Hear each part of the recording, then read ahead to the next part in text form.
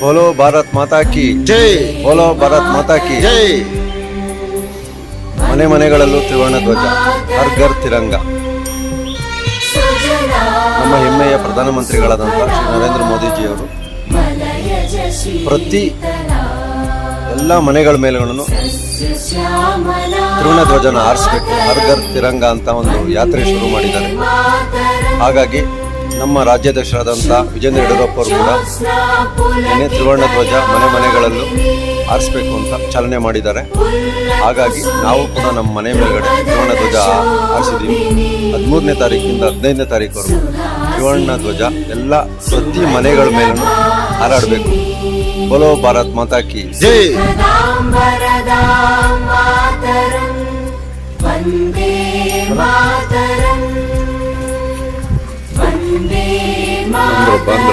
ಬಂದರು ಬಂಗಾರಿಗಳೆಲ್ಲ ಬಂದರು. ಜೈ ಶ್ರೀರಾಮ್.